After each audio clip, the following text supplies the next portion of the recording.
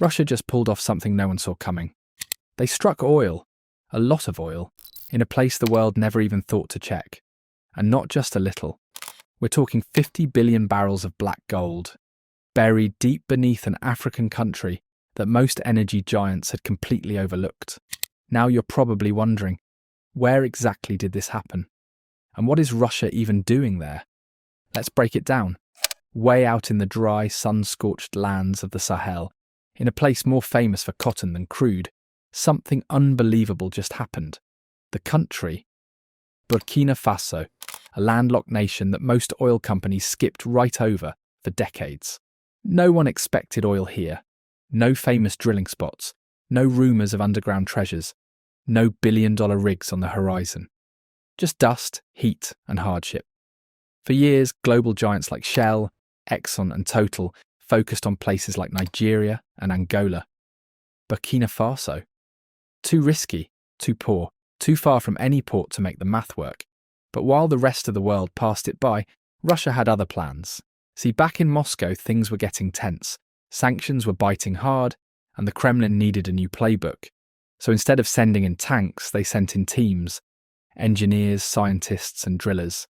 And their target? Africa. Specifically, countries that had been pushed to the edge by the West. Countries looking for new friends. Countries like Burkina Faso. By 2023, Russia's energy giant Gazprom had boots on the ground. They started scanning the land with powerful satellite systems and high-tech underground sensors. What they found shocked even them. Where others saw worthless rock, Russian geologists saw clues. Tiny shifts and signals in the land that pointed to something hidden below. And so without making noise, they started drilling. No flashy headlines, no global announcements. Just a quiet operation. Buried in the dust and heat of the north. And then boom, 50 billion barrels of crude. Not just any crude, light, sweet, high-quality oil that's easy to refine and in massive demand worldwide. This wasn't a lucky accident. Geologists now think the region might have once been part of a giant inland sea, rich in dead plant life and marine organisms. Over millions of years, those ancient materials got buried and transformed into oil, and because the land here doesn't shake much, the reserves stayed perfectly sealed. So how did no one notice this before? If you are still watching this video, it means you love it. Why not take out a second and hit that like button? Have you done that? Let us move on. Nobody ever really gave Burkina Faso a proper chance. The few companies that did poke around were working with outdated maps and basic tech. Meanwhile, Russia rolled in with next-gen seismic scanners and AI-powered surveys, tech that could read the ground like an open book. Western oil giants looked at Burkina Faso and saw a logistical nightmare. No coastline, no refineries, no easy export routes, just desert and distance. But Russia saw a long game. For Gazprom, this wasn't just business. It was strategy. It was about reshaping the global chessboard. And now that the discovery is confirmed and drilling prep is underway, the numbers are blowing everyone's minds. This one oil field, if tapped properly, could pull in over $3 trillion over time. Even if you subtract costs for building roads, pipelines, and protecting the sites, it's still one of the most valuable oil discoveries this century. But here's where things really flip the script. This isn't a typical oil deal.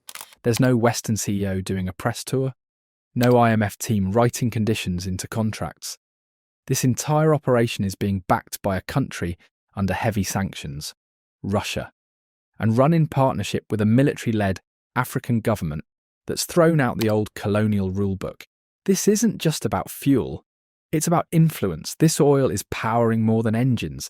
It's powering a whole new order, one where old alliances crumble and new ones are born out of necessity, not history.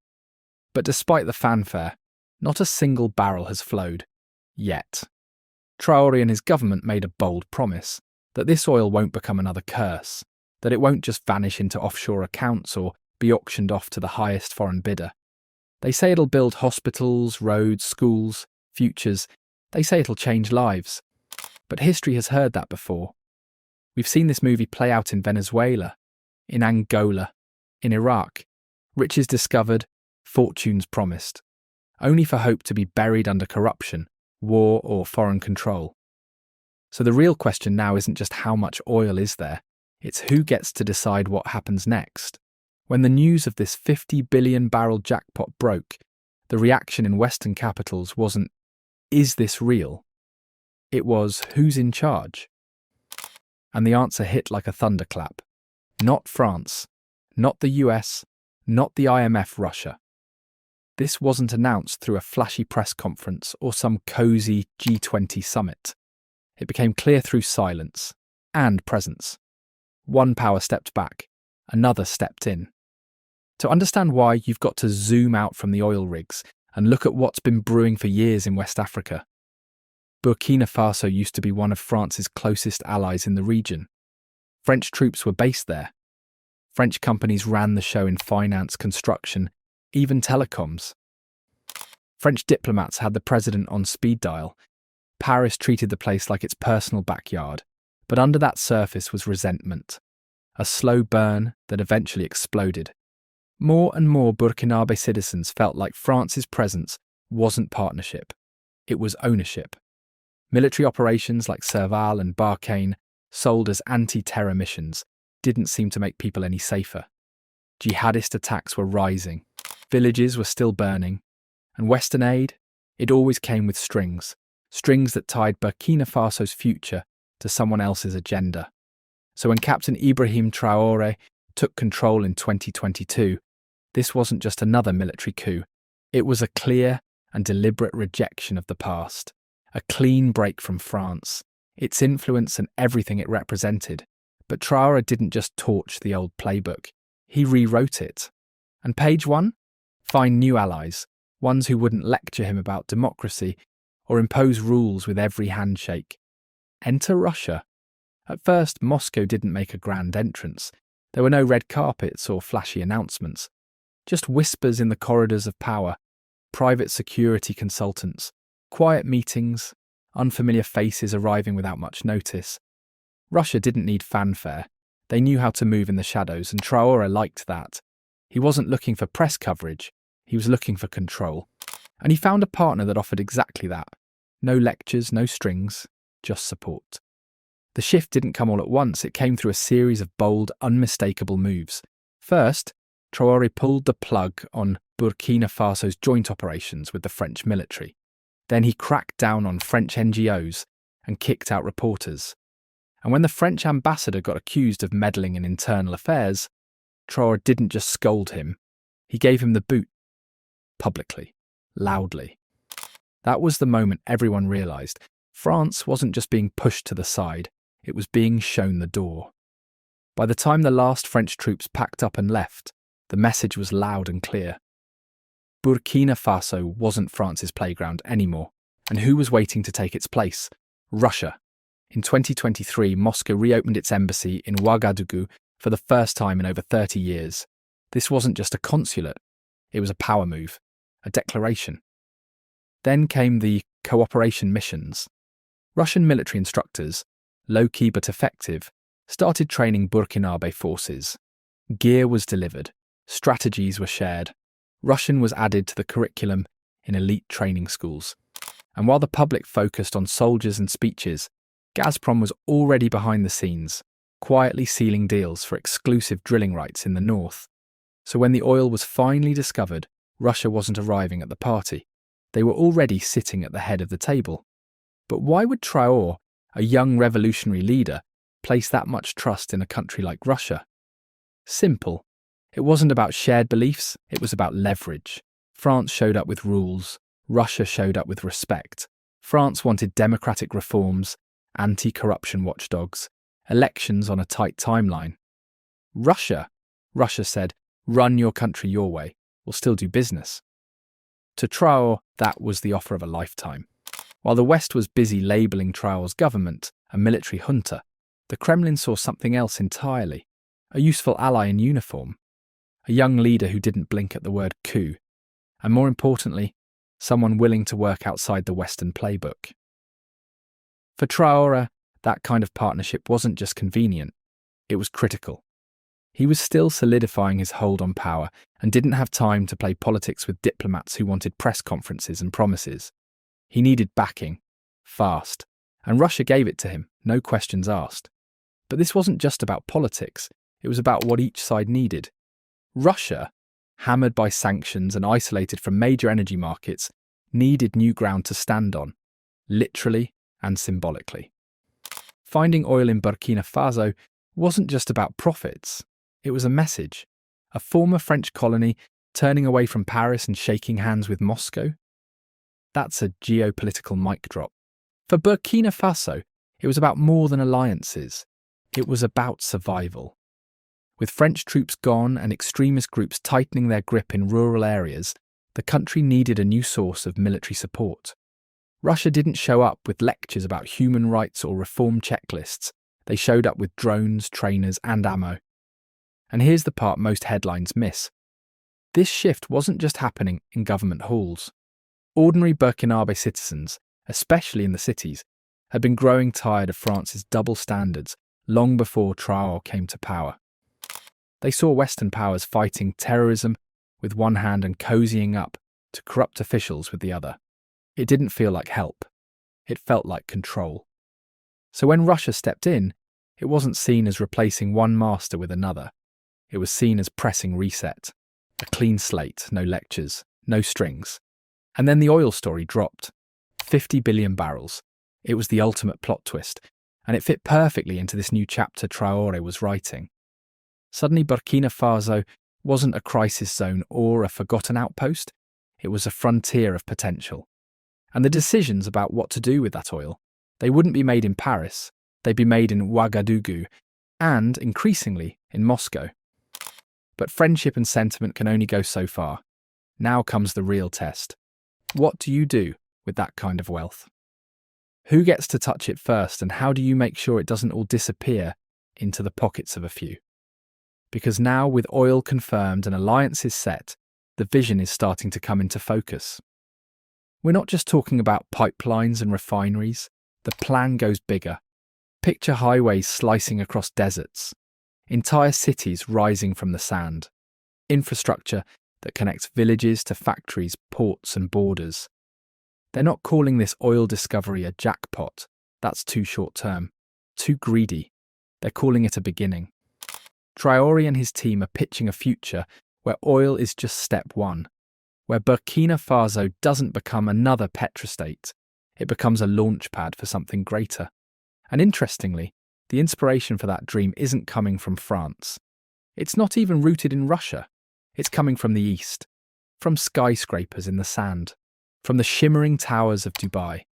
If you tune in to the speeches coming out of Ouagadougou today, you'll hear it. The tone, the ambition, the language of transformation.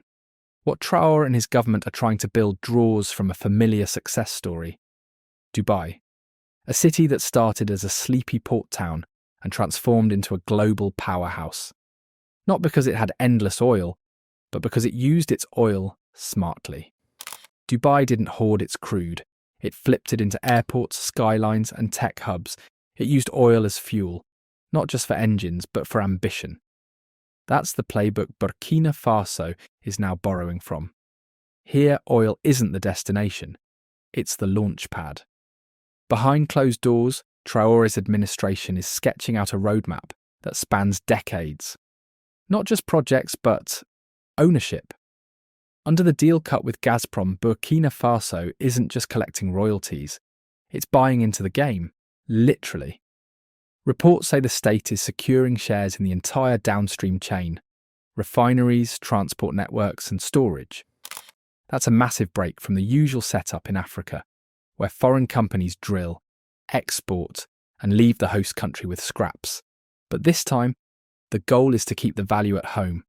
Instead of shipping crude out raw, the plan is to refine it on Burkinabe soil, turn it into fuel, sell that fuel to neighbours and beyond, and in the process, create jobs, industries, and leverage.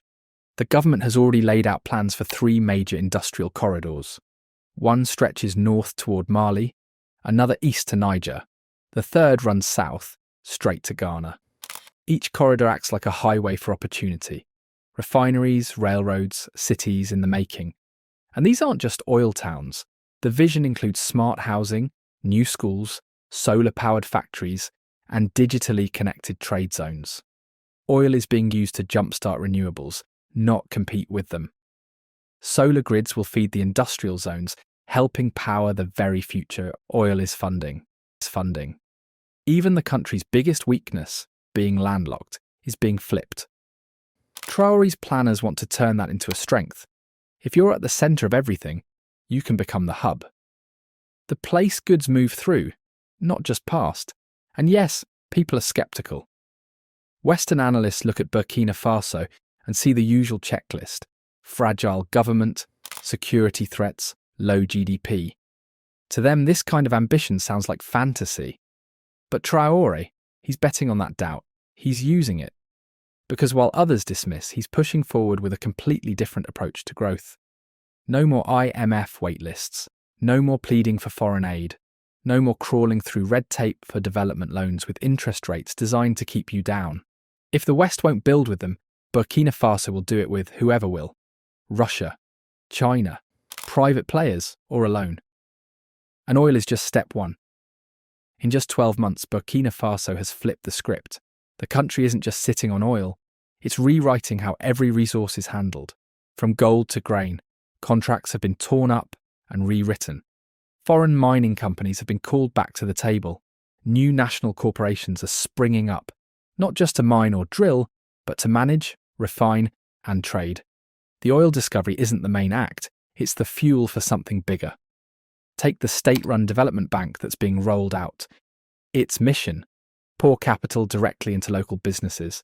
And then there's the tech fund, designed to stop the brain drain by keeping young innovators building at home instead of fleeing abroad. Even agriculture's getting a reboot. The Les Moulins du Sahel initiative is already shipping locally grown rice to neighbouring countries. Proof that Burkina Faso isn't dreaming of self-reliance. It's practicing it. Traoré calls it a new kind of African governance. Not the kind where wealth trickles down, maybe, but one where it moves, in circles, across regions, between citizens. Critics say it's all too much, too fast. They point to the insurgency threats, the political instability, the lack of existing infrastructure.